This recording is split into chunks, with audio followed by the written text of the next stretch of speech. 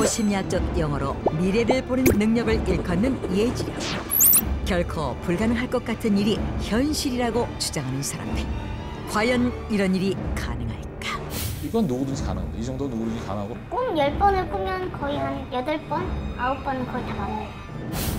심리학자 윌리엄 콕스는 미국에서 일어났던 28건의 큰 철도 사고를 분석한 결과 사고 당일의 탑승객보다 사고 전날의 승객 숫자가 훨씬 적다는 사실을 발견합니다. 과연 사람은 자신에게 닥칠 앞날을 무의식 속에서 미리 인지하고 있었던 것일까? 그런 꿈이 참 현실로 올 수 있구나 하면. 또한 연구에 의하면 예지력은 주로 비극적인 사건에 대한 징조가 더 많다고 한다. 인간의 무의식 속에서 사람의 기능 과복을 미리 알려준다는 예지력. 어느 정도 현실에 가까우며 과연 존재하고 있는 것일까?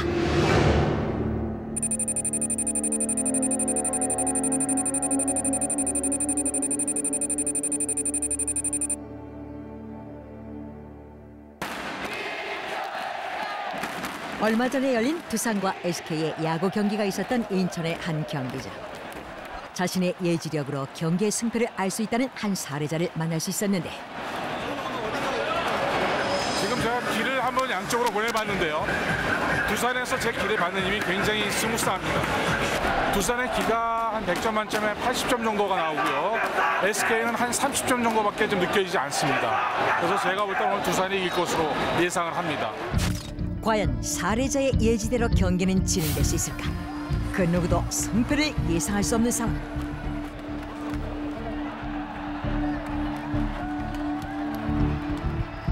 경기 초반 두산이 한 점 앞서가는 가운데 경기는 계속되고 있었는데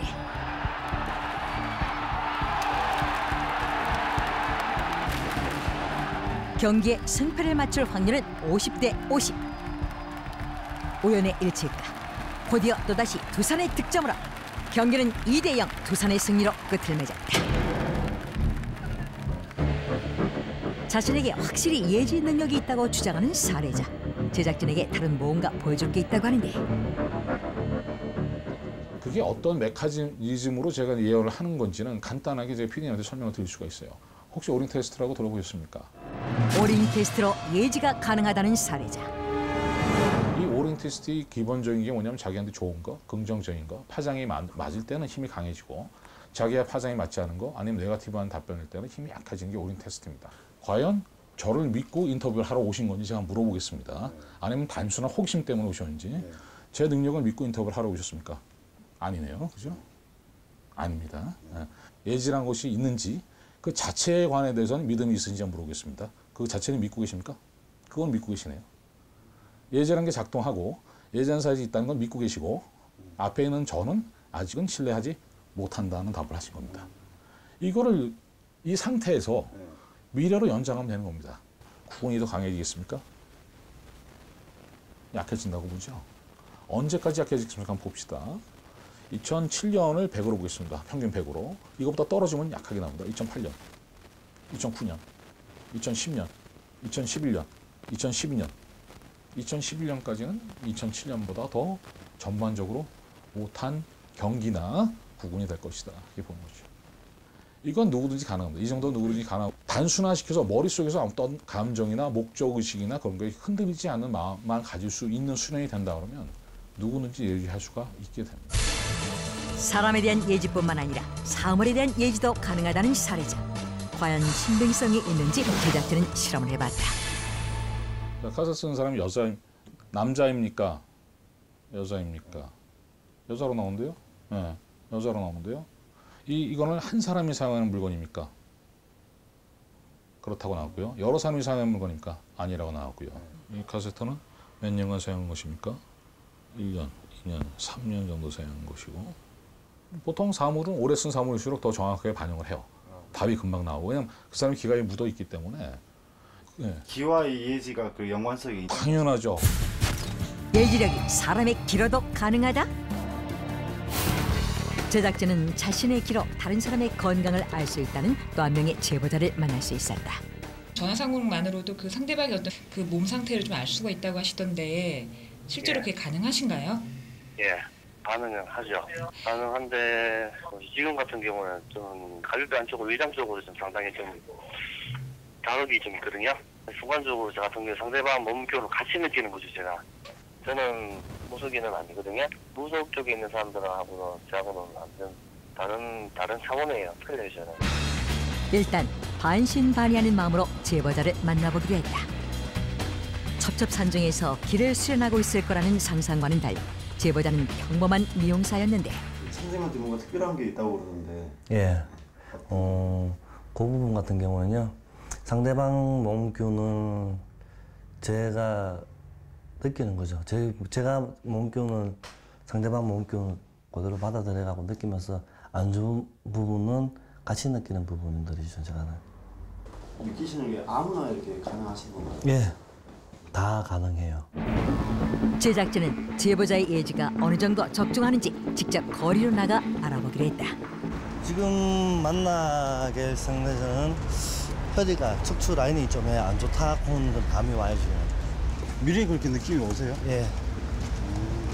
와요. 제가 아무나 이렇게 지목을 하더라도 나하고 뭐 지금 가슴에 또 맞히는 기분 같은데. 제보자의 말이 끝나자마자 때마침 보이는 행인에게 인터뷰를 시도한 제작진. 이것도 좀 불안하고 뒤쪽도 뒤에 이거도 약간 좀 불안하고. 전체적으로 보면 크게 몸 상태는 좋은 편은 아니에요. 좋은 상태는 아니고. 제가 아픈데 말입니까? 네. 허리를 수술해가지고 아, 허리 수술을 하셨어요? 수술하는데 다시 또 재발돼가지고 지금 검사받는 동안입니다. 목 뒤에 이렇게 뻐근하거나. 네, 목도 지금 디스크가 있어요. 아, 목 디스크 네. 있으시고. 네, 목하고 허리하고 디스크 같이 있어요. 지금 이렇게 이야기를 네. 들어보시니까 어떠세요? 맞는 것 같기도 하고 어리벙벙한데. 뭐 이분은 한쪽 무릎도 아픈 것 같은데요. 과연 이번에도 그의 예지력은 통할까? 이분은 원래 좀 방금 이야기했는데요. 이빨 상태 안 좋아요.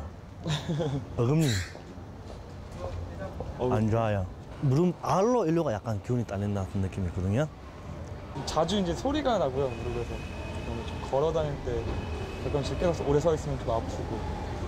좀 맞는 건 맞는 것 같은데 저 같은 경우는 특별한 경우가 있어가지고 그걸 하나를 좀 못 맞추신 것 같아요. 신장 한쪽을 아버님한테 이식을 시켜드려가지고 저 같은 경우는 신장 한쪽이었거든요. 좀 신기하기도 한데 제 어금니 같은 경우에는 저번에 그래서 계속 안 좋았던 건가. 제가 어금니는 한 2번 정도 병원에 갔었거든요. 어금니 나고 있는 상태였는데 그거는 정말 신기한 것 같네요. 이분이 사람을 보고 안녕하세요. 건강 상태를 이렇게 알 수 있고요.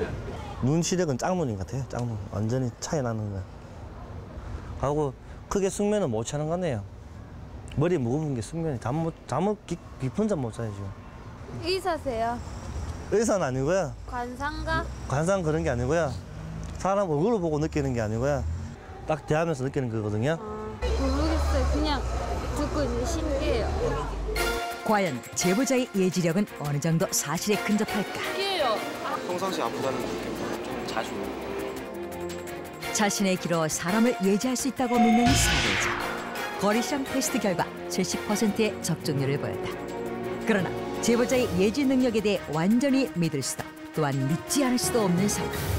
이에 제작진은 제보자의 상태를 확인하기 위해 뇌파 검사를 해봤다. 이 뇌파가 좌뇌보다 우뇌에서 지금 더 선명하게 나왔는데 일반인에 비해서 지금 활성화가 좀 많이 되어 있는 편이거든요. 델타 세타파 영역은 무의식의 세계, 자기 내면 의식의 세계예요. 그러면은 내가 내면적으로 볼 수 있는 그런 것들, 과학적으로 증명이 되지 않는 내면 의식의 그런 세계들이 더 이제 많이 활성화됐다라고 보실 수 있어요. 뇌파 분석 결과 일반인과는 확연한 차이를 보였는데 과연 이런 현상을 예지 능력이라 말할 수 있을까? 전문가들에 의하면 대부분의 예지는 직감이나 기가 아닌 꿈을 통해 사람들에게 보여줄 수 있다고 한다. 지난 2월 리얼스토리 뮤어를 통해 방송된 예지몽은 우리나라에서 발생한 대형 참사를 꿈으로 예지했다는 여러 사례자를 만날 수가 있었는데 이후 프로그램 홈페이지에는 그 외 여러 가지 예지몽을 경험했다는 제보자들의 글을 접할 수가 있었다.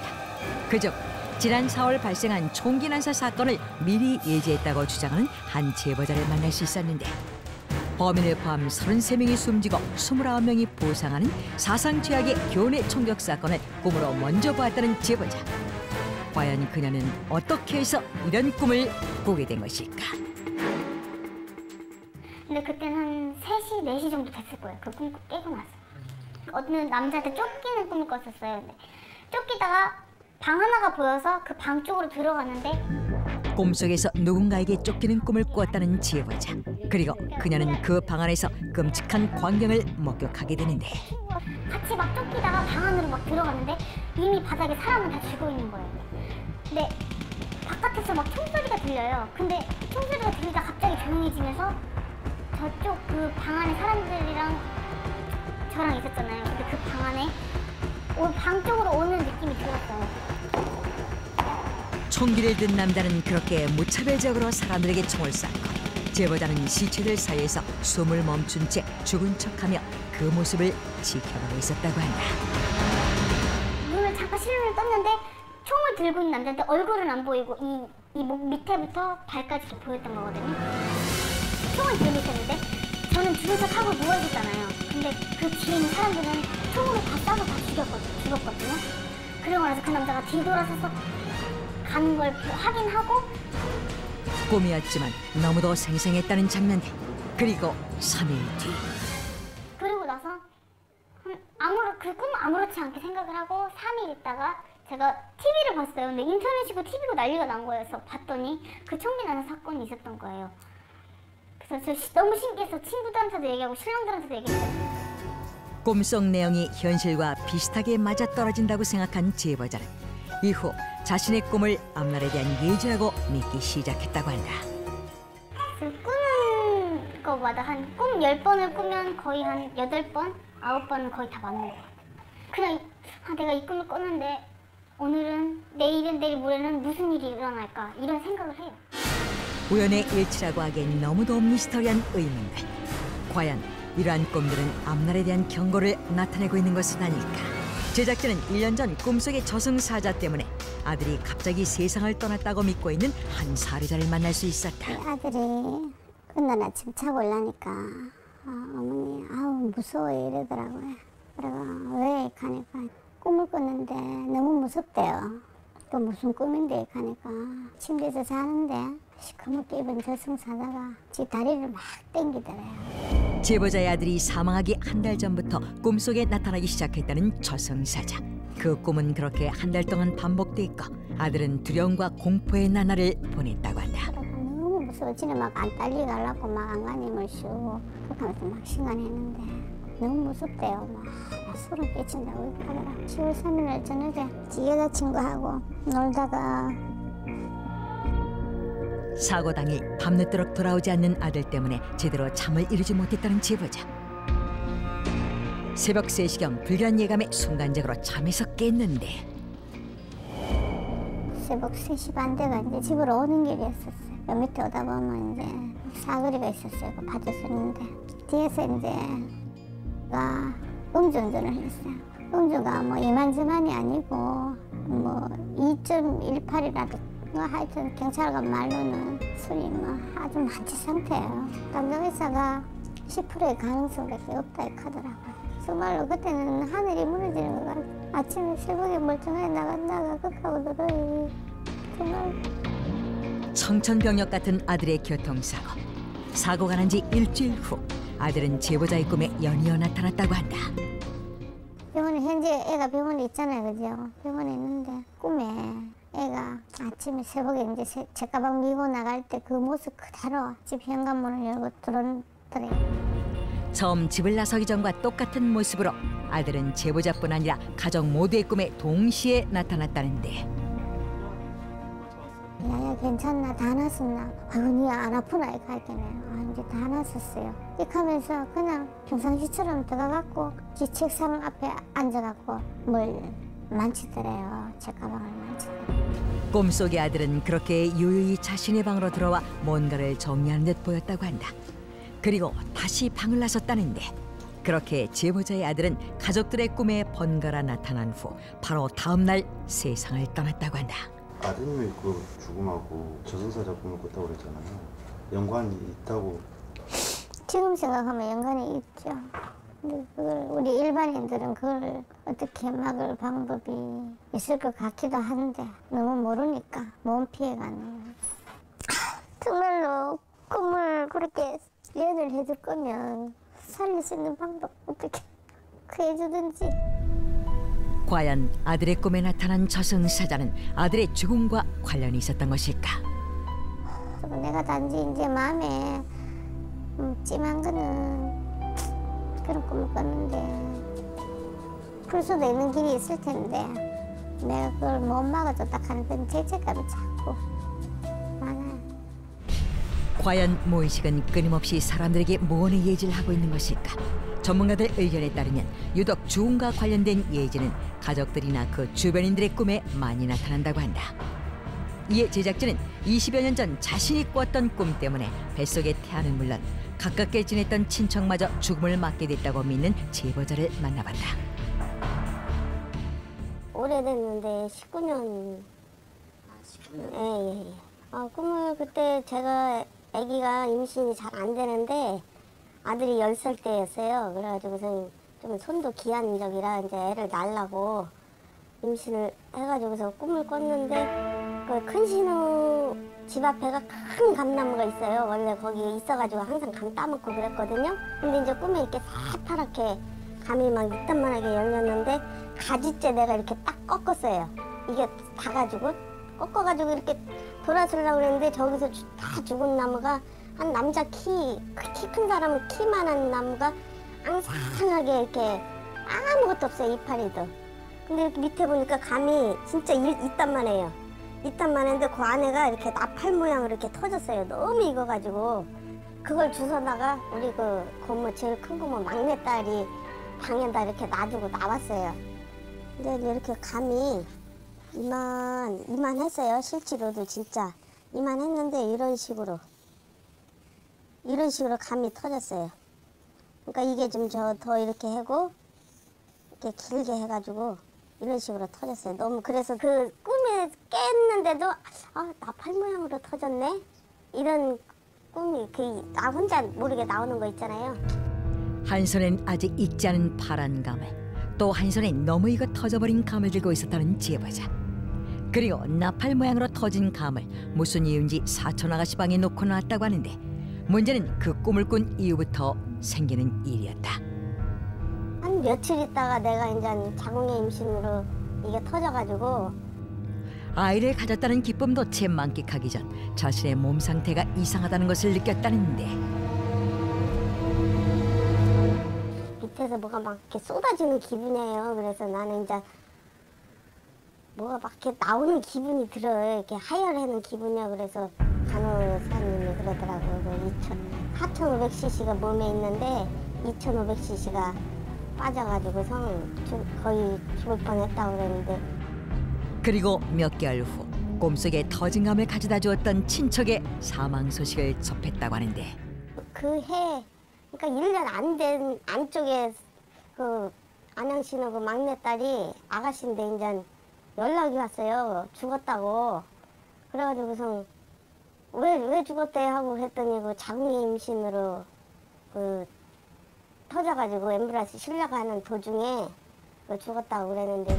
제보자와 사촌 아가씨 모두 자궁의 임신. 그러나 사촌 아가씨는 과다출혈로 인해 결국 목숨을 잃었다는데.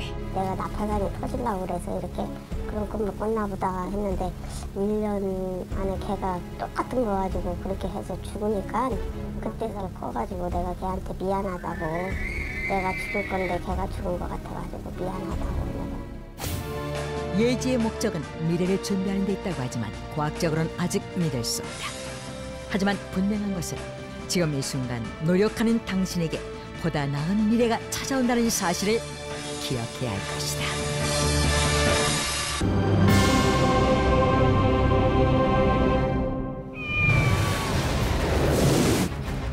세계 곳곳에선 현재 인간의 힘으로는 막을 수 없는 엄청난 재난들이 발생하고 재앙이요. 전부 재앙이다. 이런 대재난들을 미리 알고 있었다는 사람들이 있다. 핵전쟁, 핵폭발, 이런 것을 미리 예언한 것이 아닌가. 그런데 왜 세상에는 공개되지 않았던 것일까? 천기누설이라는 게 있죠. 때가 되지 않은 것을 미리 얘기할 때는 감춰서 얘기를 해야지. 이유를 알 수 없는 재해와 재난, 수천 수만 명의 목숨을 빼앗아가고 있다. 이것을 세기말적인 현상이라고 주장하는 사람들. 리얼스토리 명, 국내 예언가들을 만나 2008 대한민국의 미래를 점쳐본다.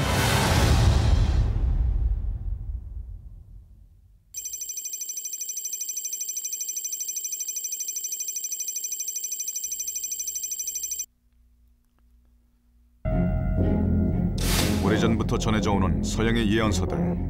성경도 예언서의 일종으로 보기도 한다. 노스트라다무스의 예언은 세계적인 예언서로 알려져 있다. 그렇다면 우리나라에는 예언서가 존재하지 않는 것일까? 제작진은 송하비결이라는 조선시대의 한 예언서를 찾을 수 있었다. 온라인에서는 송하비결 해석에 대한 논란이 아직도 계속되고 있는데, 송하비결 필사본을 전수한 후손이 있다는 소식을 접하고 수소문 끝에 직접 찾아가 보았다. 네, 그러십시오. 안녕하세요. 네, 반갑습니다. 송하비결의 해석가이자 예언가 김성욱 씨.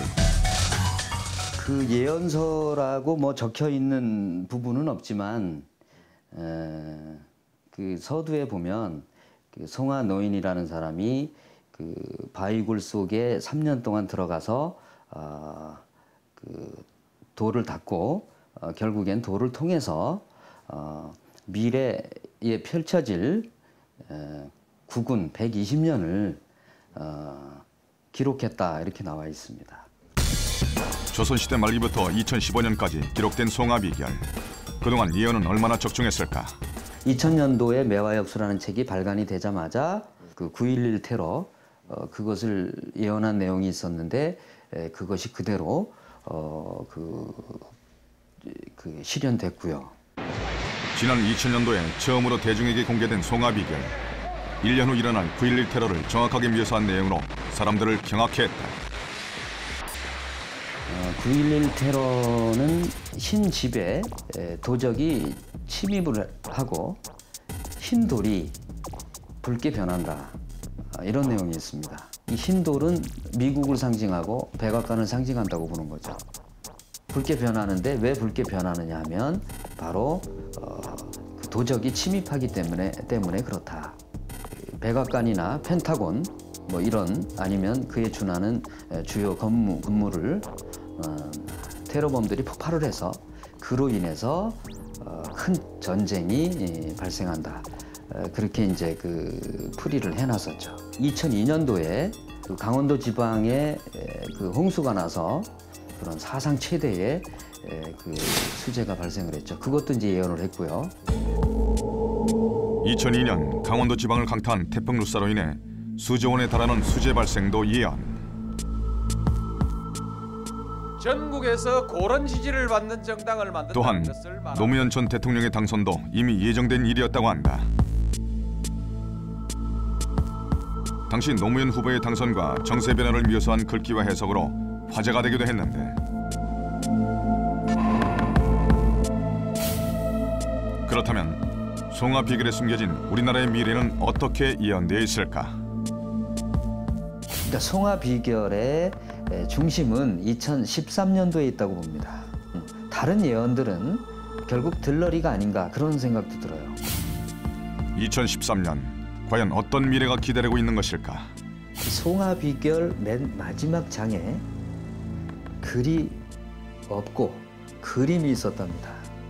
소나무와 돼지를 글자로 합해보면 시핵자가 됩니다. 시핵자. 예. 또 핵무기 핵자도 되죠. 핵무기 사고나 그 핵전쟁, 핵폭발, 이런 것을 미리 예언한 것이 아닌가. 아니면 핵으로 인해서 종말이 오는 것이 아니냐. 말세가 끝나는 것으로 보는 거죠. 많은 사람들이 세기만의 핵전쟁을 묘사한 그림으로 해석한 송하비결의 마지막 장. 과연 지구는 이대로 종말을 맞을 것인가? 근데 그게 아닌 것 같습니다. 핵무기가 아니고 바로 글자 그대로 씨앗이라는 얘기입니다. 종자. 새로운 시대가 시작됨을 알리는 뜻의 그림이고 글자라는 얘기입니다. 그러니까 송화유돈이라는 게 종자만 남기고 썩은 거는 쭉정이는 다 걸러진다는 얘기입니다. 제거된다는 얘기죠. 핵무기보다도 더 무서운 거 아니겠어요? 필사본의 일부만 전해지고 있는 송화 비결. 과연 어디까지가 진실로 이어질까? 송화 비결과 비슷한 예언을 하고 있는 또 다른 예언가를 직접 찾아가 봤다. 안녕하세요. 안녕하세요. 오세요. 우리나라 말 중 음어를 미래 예언으로 해석한 김봉준 씨. 우리나라 말 속에 숨어있는 은어가 있는 거예요? 이게 애가 나오면은 아무것도 모르는 이 어린 애기한테 부모가 가장 먼저 첫 마디로 가르치는 것이 도리도리요. 이 도리도리는 길도자 이치자 너 도의 이치를 알아라 가르치는 거예요. 이거 보고 깨우치는 소리라고. 도리도리가요? 그래 그러면은 이 애기는 뭔지도 모르게 어른이 하는 대로 도리도리 하니까 저도 모르게 타라 금방 이거 하거든 이게.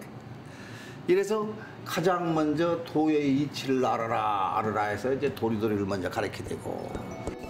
도리도리? 아기에게 제일 처음 가르치는 도리도리는 도의 이치를 알리는 의미로 해석된다. 다음에 뭐라고 부모가 가르치냐면 나를 알아보라는 듯이 우리가 애교스럽게 깍꿍을 가르치죠. 네, 깍꿍. 이 깍꿍은 깨달을 깍자 활궁자요. 활궁의 이치를 깨우쳐봐라 또 이렇게 세뇌를 시키거든요. 이게 이 깍꿍을 시킬 때 깜짝 놀랐는데 깍꿍하고 시키지 깍꿍 금방 이렇게 쉽게 시키질 않아. 이때 깍자에서 상당히 우리가 악센트를 강하게 넣죠. 이게 주입식을 하는 거죠. 이게 깍꿍 그렇게 생기거든. 그래서 깍꿍을 다 가리키고 나면은 짝짝꿍을 가르쳐요. 짝짝꿍은 손바닥을 치는 소리지. 이때 손바닥을 치는 소리인데 이것을 뜻하면은 이 활궁자를 짝을 채워봐라 그 얘기야. 이게 짝짝꿍이라는 것을 자꾸 가르치다 보면 얘가는 지금 그래서 무슨 음악의 리듬으로 알아. 그지? 음악처럼 이게 상당히 기분이 좋아하거든 이게. 이게 신선의 경지로 들어가는 관문이라고 그러는 건데 그래서 짝짝꿍을 짚고 보니까 애가 이제 상당히 좋아하는데 이때 막 깔깔대고 난리 난 거예요. 뜨거운 물이나 불 같은 것도 서슴없이 아무거나 잡으려고 하는 성질이 있거든 이게. 그러니까 우리가 부모가 깜짝 놀라서 업이라고 그래. 업이 그러면 깜짝 놀라서 이름이 잡으려고 안 잡아. 이때는 업업자 아닐 삐자 그것은 내가 할 일이 아니다 그 얘기라 이게. 어비!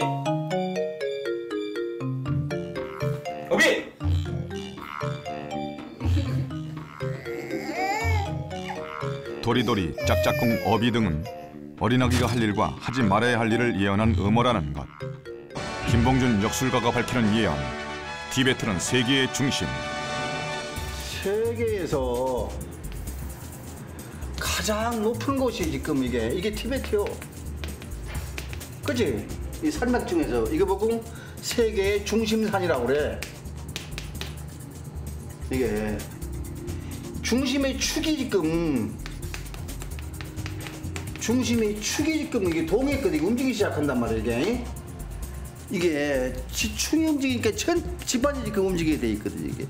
이 티베트라는 나라를 한자로 쓰면 지특배라고 그래. 땅에서 유일하게 특별히 배정된 곳이 티베트라는 글자야 이게. 이걸 한자로 쓰면은 이게. 그런데 이곳을 지금 엄청난 종교적인 지금 모든 것을 보존하고 있는 곳이 거기 아니요? 큰 세계의 중심산이 이게 지금 움직였다는 얘기는 지금 세계가 경악을 해야 된다니까. 내 일, 중국의 일만이 아니고 이건 우리 일이라니까 이게. 그럼 경고방송이요? 대지진이 이게 경고방송이라니까. 지난 5월 중국 스촨성 부근에서 발생한 대지진. 아직도 여진의 영향을 우려하고 있는 상황. 김봉준 씨는 이것이 세계인에게 던지는 우주 변화의 경고방송으로 예견했다. 김봉준 역술가가 밝히는 예언, 대한민국은 선택받은 민족. 세계 지도가 전부 태양과 해와 달과 별을 상징한 나라는 경제적으로 또는 무슨 국방력으로 무슨 인구가 많든지 세계를 전부 장악하겠다고 이게. 근데 우리나라는 해와 달과 별을 관장하는 태극을 가지고 있는 태극을 가지고 있는 나라면서도 아직도 우리는 이것을 세계를 지금 놀라게 못하고 있다고 이게. 그러나 언제 할 거야 하니까 이것이 후천 시대 할 거예요. 후천 개벽 시대에 선택받은 민족이에요. 2002년 이훈재 선수의 활약이 월드컵 4강 진출에 큰 역할을 한다는 구체적인 예언으로 화제를 모았던 예언가도 찾을 수 있었다. 안녕하세요. 안녕하세요. 수리 연구가이면서 16대, 17대 대선에서 정확한 예언을 한 임선정 씨. 국가적으로 얘기를 한다면 16대 대선에서 개띠 대통령이 나온다. 양호 38 대개지운이다 해서 호랑이를 또 얻고 나온다라는 그런 것도 이제 거기에 있었고, 노무현 전 대통령이 호랑이 날에 나셨어요. 그리고 개띠고, 그리고 그 노자에도 또 범호자를 가지고 있지요. 예, 예, 범호변이잖아요. 예. 그래서 호랑이와 연이 굉장히 많이 있었던 자료죠. 노무현 전 대통령의 당선 예언을 선거가 있기 2년 전에 써뒀다는 임선정 씨. 실제로 출간된 책에서 그 내용을 직접 확인시켜줬는데, 당선자의 띠와 태어난 날 등이 실제 기록돼 있었다. 임 씨는 어려서부터 기수련을 해왔고 명리학, 주역 등을 공부한 후 예언을 하고 있다고 한다. 하지만 예언은 공개할 시기가 따로 있다는데. 예언이라는 거는 직설로 하는 것보다는 항상 감춰둬서 예언을 해야, 왜냐하면 천기누설이라는 게 있죠. 때가 되지 않은 것을 미리 얘기할 때는 감춰서 얘기를 해야지, 그걸 다 노골적으로 얘기를 하면 그건 누설인 거고, 때가 되었는데도 얘기를 안 하면 하늘이 그것도 벌한다 그랬어요. 그래서 이제 그렇게 감춰서 얘기를 하죠. 하지만 이것만은 밝힐 수 있다. 대운하의 운명. 대운하는 나쁘지 않게 나와요. 7, 8월 달, 8월 달이 그 닭달이거든요. 그래서 그때 이렇게 착공을 한다라 그러면 계명용규로 좋은 결실을 얻고 시작만 딱 하면은 또 임기 내에 다 준공까지 이루겠다라는 그런 것을 제가 느꼈고. 2012년 18대 대선의 주인공. 18대 때에는 천냥백이 나올 것 같아요. 18대 대통령은 천냥백에서 나온다. 그렇게만 얘기하시면 도대체 누가 될지는 전혀 모릅니다. 아까 얘기했잖아요. 때가 아닌 때 미리 얘기를 하면 천기누설이라고 감춰서 그래서 얘기를 하는 거예요. 우리나라의 어떤 큰 에너지를 가지고 세계의 중심이 될 수 있을 만큼의 어떤 큰 그런 일을 하실 그런 분이 나오시지 않을까 그래요. 그야말로 우리가 정말 기다리는 어떤 메시아적인 그런 우른이 또 한 번 나오시지 않나. 18대 대통령은 하늘에서 내려준 대통령이라는데 그 어떤 예언보다 이루어지길 빌어보는 예언이지 않을까. 스포츠 경기 결과 외에도 국운, 세계 재난 등을 예언, 인터넷 사이트를 통해 공개하고 있는 자강 박성중 씨. 본격적으로 시작은 2007년부터로 봅니다. 작년에 그 쓰나미하고 지진이 있었고요, 동남아시아에서. 그렇죠? 예. 그리고 올해 중국에서 지진이 있었고요. 올해 말이나 내년 초 사이에 일본에서 좀 큰 지진이 또 있을 거로 보고 있고요. 관서 지역일 거로 봅니다. 관서 지역. 예, 꽤 많은 사람이 죽을 거로 봅니다. 최근에는 일본 대지진을 예언했는데 그의 예언에는 독특한 방법이 있다. 이렇게 합니다. 전 기술을 했기 때문에 이런 식으로 저는 그 오링 이 엘로드를 사용을 합니다. 이 엘로드라는 게 한국에서는 수맥을 찾기 위한 도구로 지금 전부 다 생각하는데 그렇지 않습니다. 사실 이게 서양에서는 원래 예질하기 위한 도구였습니다. 대답이 긍정적일 경우에는 일로 돕니다. 제가 질문한 거예요. 대답이 부정적일 경우에는 일로 돕니다. 가만히 보시면 제 손목이 움직이지 않습니다. 이거 갖고 의심하는 분들도 있지만. 엘로드의 방향이 예언을 한다. 과연 어떤 예언이 가능할까? 자강이 밝히는 대한민국 대예언 경제부문. 첫 번째, 최근 핫이슈로 떠오른 유가. 유가는 올해 얼마까지 올라가겠습니까? 시점이 계속 올라갑니까? 떨어집니까? 떨어지는 일은 없을 것이고 130, 40, 50, 1, 2, 3, 4, 5, 6 155불 때까지는 갈 거로 보이네요. 155불 이상. 올해 유가 155불 이상 올라간다. 두 번째, 국민 최고의 관심사, 부동산. 강남 한번 압구정동 기준 한번 보겠습니다. 얼마 전에 아는 분이 32평짜리 17억인가 18억에 샀다고 그러는데 한번 봅시다. 그게 얼마까지 떨어지겠는지 일단 가격부터 봅시다. 16, 15, 14, 13, 12, 11, 19, 8, 7, 6억 정도까지 떨어지겠고 그게 어느 정도 시점이겠습니까? 2008, 9, 10, 11, 12년도 12년도까지는 그렇게 6억 지금 한 절반 정도 됩니까? 절반 미만으로 떨어지네요. 2012년 강남 집값 현재 절반으로 떨어진다. 자강이 밝히는 오사마 빈 라덴과 김정일의 근황. 먼저 생사가 불분명한 오사마 빈 라덴. 오사마 빈 라덴의 지금 생기가 몇 프로입니까? 한번 보겠습니다. 100, 90, 80, 70, 60, 50, 40, 30, 20, 10, 9, 8, 7, 6, 5, 4, 3, 2, 1. 1.5 나오죠? 그러니까 그 사람이 언제 죽겠냐 저한테 만약 어느 분이 여쭤보면 그분이 한 5.9점 미만이면 일단 뭐라고 그러죠? 죽음에 가까웠다고 보고요. 오사마 빈 라덴은 이미 죽었다. 그렇다면 김정일 국방위원장의 근황은? 지금 북한에서 정책 결정을 하거나 실질적으로 리더 역할은 우리가 아는 거하고 좀 틀린 게 아닌가. 김정일 씨가 아닌 다른 분이 사실적으로 그런 역할을 하지 않나. 전 그렇게 보입니다. 정치 생명은 이미 전 끝났다고 보고 있으니까요. 대외용으로 지금 그냥 나설 뿐이지 정치 생명은 이미 끝났다고 보고요. 볼까요? 2007, 6, 5, 4, 3. 2003년 이후부터는 그분이 북한의 정치나 그런 데 어떤 영향력을 미칠 수 없는 입장이라고 좀 보니까. 김정일 국방위원장의 정치 생명은 2003년 이후 끝났다. 자강의 예지력 과연 얼마나 정확할까? 경마 경기장을 찾았다. 경마장 역시 엘로드를 가지고 온 자강. 엘로드를 통해 모든 말들의 기운을 측정하고 길을 느껴 경기 순위를 예측해봤다. 요번은 8번하고 5번. 8번하고 5번. 자강의 예언대로 8번과 5번 말이 우승할 수 있을지 기대가 되는데.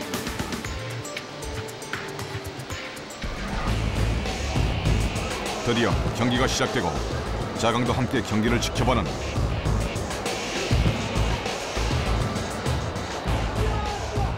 아직까지는 순위를 알 수 없는 상황. 결승선을 앞두고 갑자기 두각을 나타내는 5번 말.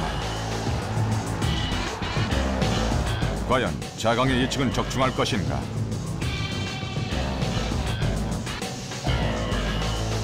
(5번만) 우승권에 가까이 다가가는데 경기 결과는 어떻게 나왔을까?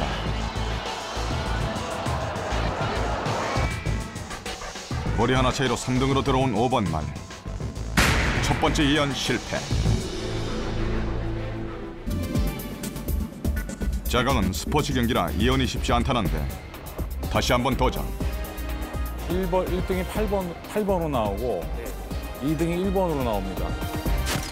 과연 이번에는 적중할 수 있을까? 다시 경기가 시작되고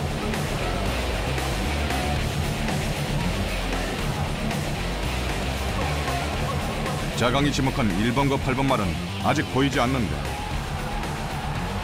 2등으로 지목했던 1번 말이 선두권으로 나서는데 경기 결과는 과연 어떻게 나올지.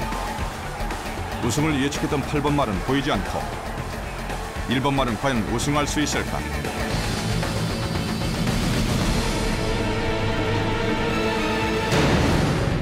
경기 결과 우승을 예측했던 8번 말 5등, 준우승을 지목한 1번 말이 1등. 8번, 1번을 하셨는데 1번이 맞았네요. 8번은 지금 5등으로 들어왔고. 그렇네요. 역시 본게 방법이 제가 그냥 잡은 것보다는 오늘 첫 경기, 두 경기, 세 경기 확률 나온 거를 거꾸로 오늘 어떤 주파수로 나오기나 거꾸로 역산한 게 좀 맞고 있네요. 그렇게 보는 게. 예언사안에 감춰진 2009년도 대한민국의 운명. 우리나라는 먼저 실망절망할 일이 좀 있다고 그래요. 대한민국 절망에 빠지게 된다. 수도. 과연 위기의 대한민국 무엇이 멈춘다는 얘기란 것인가? 2009년도의 구구는 과연 별자리에 나타난 대한민국의 운명은 어떻게 될 것인가? 충격! 예언가들이 밝히는 2009년 대한민국 대예언. 2007년 예언가 10인의 구군 예언이 실린 한 월간 잡지. 구군을 예언한 10인의 예언가 중 눈에 띄는 한 사람. 2008년에 부동산 시장 혼란과 주식 폭락을 예언한 구군 예언가 김정석. 16대 노무현 대통령 탄핵 사건과 2002년 월드컵 4강 진출을 예언한 구군 예언가 임선정.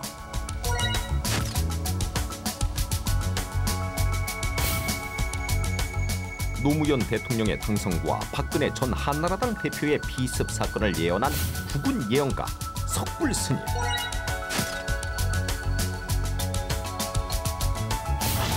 삼인의 구군 예언가가 밝히는 2009년도 대한민국의 운명은. 예언가를 찾아 나선 제작진.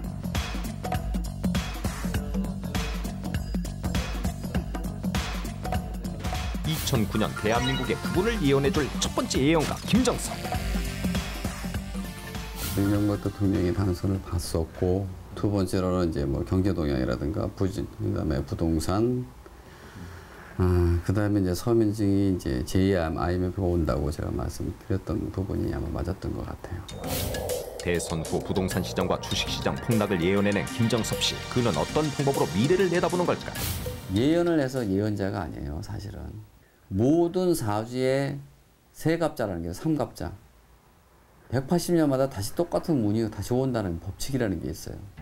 180년마다 같은 운이 반복된다는 음양학을 기본으로 미래를 내다본다는 건데, 180년 전 기축년과 내년에 올 기축년, 그리고 나라를 다스리는 대통령의 사주를 더해 2009년 구군을 점치는 방식이라고 한다. 대한민국의 2009년을 예언해줄 두 번째 구군 예언가. 지난 6월 7일 리얼스토리미오 87회에 출연했던 예언가 임선정. 월드컵 축구에서 이제 8강에서 4강 이윤재가 골을 많이 넣어가지고 된다라고 한 거. 그리고 16대 대선에서 우리나라 노무현 대통령, 개띠 대통령이 된다라는 거. 그리고 16대 옥새 없는 대통령이 둘 나올 수도 있다. 노무현 전 대통령의 당선과 탄핵을 예언. 2002년 이윤재 선수의 선방으로 월드컵 4강에 오를 것을 예언해 화제가 됐던 그녀. 이 모든 것을 은행을 통해 본다고 하는데, 이렇게 선택을 해서 궤를 잡는 거는 은행은 천년이 가도 썩지를 않아요. 그리고 은행은 그래서 약속을 상징하는 거예요. 주역은 8개이기 때문에 8로 나누는 거예요. 그래서 그 수로 나누어서 남는 수를 가지고 궤를 잡는 거예요. 약속을 상징한다는 은행. 이 은행을 보고자 하는 미래에 맞게 집어낸 후 그것을 8로 나눠 남은 은행의 개수와 주역을 이용 거기에 그녀만의 풀이를 적용해 미래를 내다본다고 한다. 석불 스님 되세요? 스님 안녕하세요. 저희 TVN에서 나왔습니다. 안녕하세요. 지금 뭐하고 계시는 거예요? 그리고 여기 또 한 사람, 2009년 대한민국 구군을 예언해줄 세 번째 예언가 석불스님. 박근혜 피습 사건이라든지 또 반기문 유엔 사무총장 되는 거라든지 남북한 그 정상회담이 이루어지는 걸 이런 걸 주로 많이 했었죠. 반기문 유엔 사무총장 선출, 박근혜 전 한나라당 대표의 비섭 등 국내외 굵직한 사건을 예언했던 석불 스님. 그렇다면 스님의 예언은 어떻게 이루어질까? 전체의 별자리를 은하계라 합니다. 저희가 참선에 들어가면은 음파를 통하여 하늘의 그 별자리라든지 음파를 통해서 다 알게 되게 돼 있거든요. 그리고 하늘의 천신들하고도 통화를 할 수 있는 그래서 별자리를 잘 알면은 자기의 운명도 다 알 수 있고 이야기를 할 수 있다. 땅은 하늘이요 하늘은 곧 땅이라는 스님의 이치. 땅과 하늘은 각기의 하늘의 별을 보고 땅에서 일어날 일을 예언하는 것이라고 한다. 전격 공개! 지금부터 3명의 예언가가 대한민국의 2009년 국운을 밝힌다. 예언가들이 밝히는 첫 번째 국운, 2009년 대한민국 경제. 부동산 추락, 주가 폭락 등 대한민국을 불안에 떨게 만든 경제 위기. 과연 2009년도 대한민국의 경제 운명은? 이제 내년이 기축년이라고 그래요.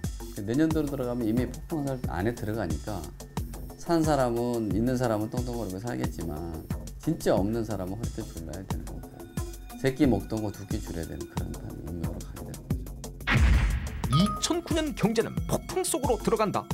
내년도도 그래도 전반기보다는 후반기가 그래도 좀 풀린다고 보셔야 되니까 2009년 후반기에 경제가 풀릴 것이라고 예언한 김정섭 씨. 그렇다면 석불 스님이 본 대한민국의 경제는? 2009년도의 국운은 올 3월 달까지는 크게 응성하지는 않지만은 3월 달을 지나고 나면은 이 나라가 꿈틀거리기 시작해서 6, 7월이 되면은 6월, 7월에 가면은 큰 그 나라에 좋은 일이 생길 것입니다. 2009년 6월과 7월에 좋은 일이 생긴다. 내년 하반기 경제 회복을 예언한 김정섭 씨와 6, 7월쯤 나라에 좋은 일이 생길 것이라고 예언한 석불 스님. 경제 회복 시기가 달랐던 두 사람. 그렇다면 경제가 회복되는 분야는 어떨까? 제가 볼 때는 어디가 풀리냐면 금융권부터 먼저 풀 거라고 생각이 들거든요. 2009년 경제는 금융권부터 풀린다. 3월부터 건설 경기는 이제 움직이기 시작해서 명인의 건설 회사가 많은 웅성해질 것이고 IT 산업도 괜찮지 않겠느냐 하는 전망도 괜찮지만은 저는 섬유업이 많은 경기를 가져올 것이다. 섬유업이 새로운 도약을 맞을 것이다. 경제는 건설과 IT 산업, 섬유업에서부터 풀린다. 2009년 경제는 건설 산업과 IT 산업, 섬유업에서 풀릴 것이라고 예언한 석불 스님. 석불 스님과 달리 2009년 경제가 금융권부터 풀린다고 예언한 김정섭 씨. 완전히 다른 예언을 내놓았는데, 그렇다면 경제 전문가는 2009년도 경제를 어떻게 전망하고 있을까? 내년 상반기 저점이라는 말씀을 드릴 수, 일단 기본 전망으로는 삼고 있는 것이고요. 이제 하반기쯤에는 이제 회복될 거다라고 이제 일단 기본 전망으로는 보고 있습니다. 다만 그 회복 속도가 빠르진 않을 것이다. 예언가와 비슷한 전망을 내놓은 경제 전문가. 일단 기본 시나리오로는 일단 내년 상반기쯤에는 금융시장이 그래도 차츰 안정을 찾지 않을까 이렇게 생각을 하고 있습니다. 2009년 경제 상반기 금융시장부터 안정된다. 김정섭 씨와 경제 전문가 두 사람 모두 금융시장을 시작으로 내년 하반기 경제 회복을 예측했다. 석불 스님이 밝히는 황당하고 충격적인 예언. 헤이그 특사로 네덜란드에 파견됐던 이준 열사에게 충격적인 비밀이 숨겨져 있다. 이준 열사를 네덜란드에 뭐로 보내는 망국평화회의에 보내가지고 일본의 잔액함을 알리라고 이야기가 보냈죠. 그때 가서 이준 열사가 못 알렸거든. 그래서 죽었단 말이오. 할북자살에 죽거든. 고종 황제가 보내가지고 이것을 못 알린 내 탓이 얼마나 원이 쌓여져가지고 네덜란드 사람으로 태어나서 이제 피는 조국의 피가 흐르니까 한국에 와서 언제든지 방국 평화에 못 알렸던 것을 알리겠다라고 해서 누가 왔노요? 과연 일본의 잔혹함을 알리기 위해 우리나라에 온 사람은 누굴까? 히든콘에 왔잖아요.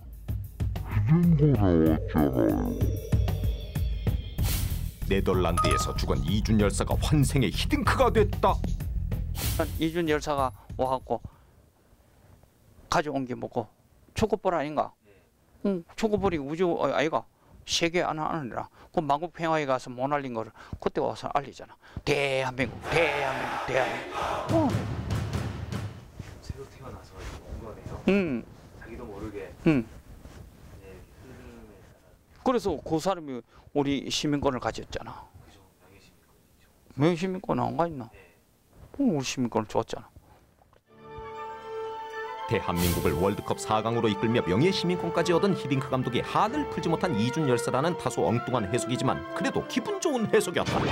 예언가들이 밝히는 두 번째 국은 2009년 대한민국 주식.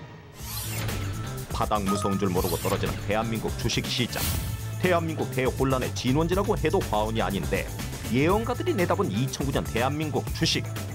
그렇다면 예언가 임선정 씨의 주식 전망. 금융업 자체, 은행들 자체도 굉장히 불안한 상이다. 세계가 그래요. 금융은 지금 굉장히 지금 당분간 어려워요. 금융, 증권, 주식 이런 것들은. 임선정 씨가 내다본 2009년 주식은 불안한 상. 그렇게 크게 좋아질 거라고 기대하지 않거든요, 저는. 우리나라로 볼 때는 지금이 제일 힘든 시기죠, 내년까지도. 2009년까지 주식은 좋아지지 않는다. 두 예언가 모두 내년 주식시장은 어려울 것이라고 예언했는데 그렇다면 이들이 내다본 주식 회복 시기도 비슷할 것인가? 내년 중반기까지도 크게 보이지가 않는 게 우선 미국이 그런 영향을 받아요. 미국이 지금 오바마 그 정부가 들어서면서 44대 파운이 왔다 그래요. 파멸운이다 그랬어요. 파멸운이 들었다는 미국의 44대 오바마 정부, 그 영향으로 주식시장이 어려울 것으로 전망한 임선정 씨. 올해가 무자년이라는 개념은 이제 한 겨울로 접어드는 어떤 시기가 돼요. 내년에는 동결의 시기라고 그러죠. 제일 춥다라는 것이 의미를 주는데 쉽게 말하면 어떤 기의 흐름이 막혔다라는 얘기를 본대요. 보통 우리 인간들이 얘기할 때 기는 돈이죠. 돈이 안 흐른다는 얘기니까 돈이 굳어버리게 되면 경제 동향도 힘들어지게 되고 주식도 마찬가지로 오르기보다 힘들어지겠죠. 많이 올라가야 1,500선 정도. 1,500선. 예, 그것도 연말까지, 내년도 연말까지 가야 그 정도 가능성이 있다고 보이는 거고요. 김정섭 씨 역시 연말쯤에다 1,500선의 회복 가능성을 예언했는데 그렇다면 주식 전문가는 2009년도 주식시장을 어떻게 전망할까? 저희들이 그동안의 리서치 그리고 저희들이 낸 결론은 대체적으로는 비슷합니다. 예언가들의 전망과 비슷하다. 자, 상반기까지는 이렇게 큰 폭의 회복은 어려울 거다라고 예상을 하지만 그 세부적인 경로는 아마 다른 분들하고 조금 다를 수 있을 텐데요. 내년 상반기는 약세 국면이긴 하지만 좀 더 다이내믹한, 즉 변동성이 심한 장세가 될 거라고 예상을 하고 있습니다. 그래서 내년 하반기에 주가 상승을 좀 기대해 볼 수 있겠습니다. 전문가 역시 하반기 주가 상승을 전망. 김정섭 씨와 전문가 모두 2009년 하반기 주가 상승을 전망했다. 석불 스님이 밝히는 황당하고 충격적인 고백. 내가 인터뷰를 하면서 독도도 이름을 바꿔보자. 아, 독도 이름을요? 바꿔보자. 와. 일본서는 자꾸 다케시마 하거든. 예. 다케시마 그게 거꾸로 하면은 타케시마를 거꾸로 하면은 맛있겠다거든. 자꾸 맛있겠다고 자꾸 달들고. 발음상 맛있겠다로 들리는 타케시마, 그 안에는 놀라운 비밀이 숨겨져 있다. 우리 말로 거꾸로 하면은 도둑이거든, 그죠? 독도 거꾸로 하면 도둑. 응? 도둑이 자꾸 오니까 우리 이름 바꿔보고 차보자.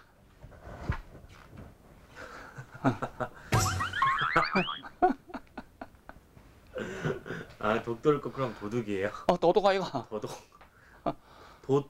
도둑이 아니고 도둑이잖아요. 그래, 도둑놈이 계속 온다. 스님 말인즉 독도를 향해 맛있겠다며 도둑처럼 달려드는 일본. 하지만 누가 뭐래도 독도가 우리 땅인 것만은 확실하다. 예언가들이 밝히는 세 번째 북은 2009년 대한민국 부동산. 강남의 버블 세븐 지역 붕괴와 집값 반토막 등 혼란에 빠진 대한민국의 부동산. 부동산 전문가는 2009년 부동산 시장을 어떻게 전망하고 있을까? 내년 상반기가 부동산 시장 저점이 아니겠나 하는 생각이 들고요.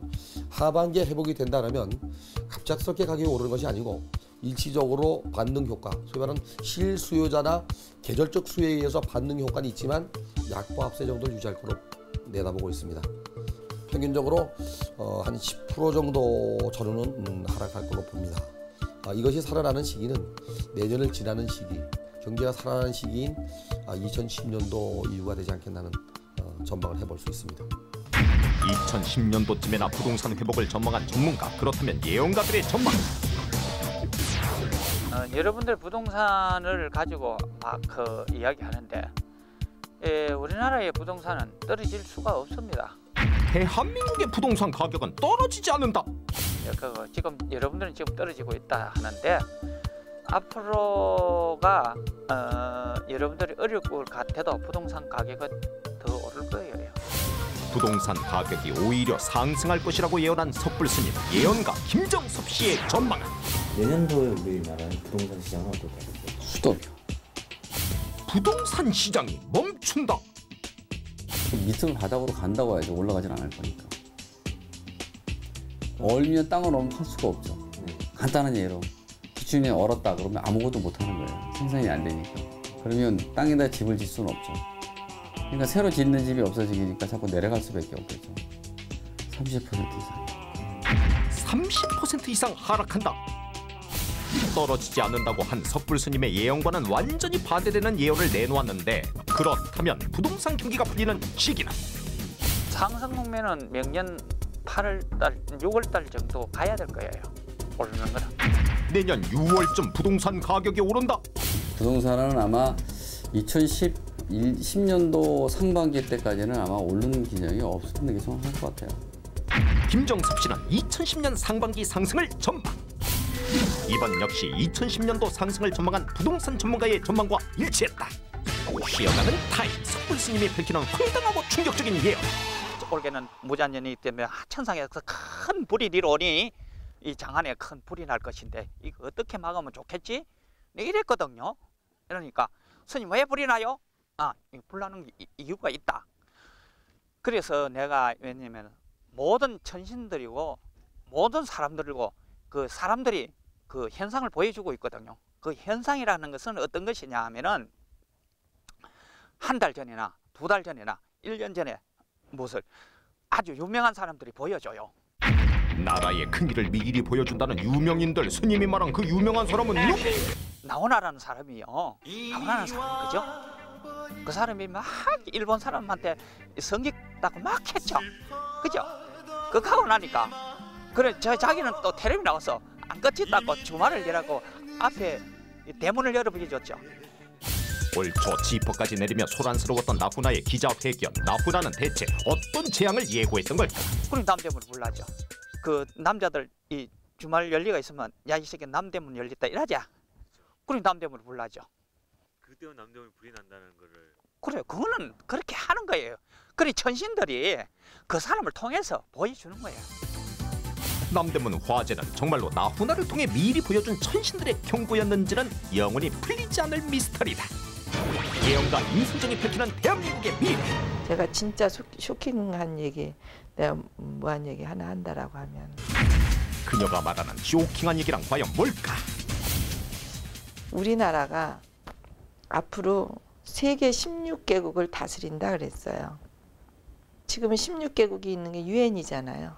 유엔국에 속한 16개국을 말씀하시는. 그렇죠. 그것은 곧 세상을 다 다스리는 거가 되는 거예요. 그걸 통해서. 남북이 합쳐지면 정말 그 동방의 등불이 진짜 세계를 비출 수 있는 그런 때가 오고 그런 큰 에너지가 있어요. 남과 북이 하나 되면 대한민국이 유엔의 16개국을 다스리게 될 것이라는 임선정 씨의 예언. 그녀의 예언대로 그날의 대한민국을 기대해본다. 3명의 예언가와 미리 본 2009년도의 대한민국 국군. 하지만 예언은 예언일 뿐 주어진 앞날이 어떻든 그 앞날을 좋은 미래로 만드는 것도 나쁜 미래로 만드는 것도 자신의 마음가짐에 달린 것이다.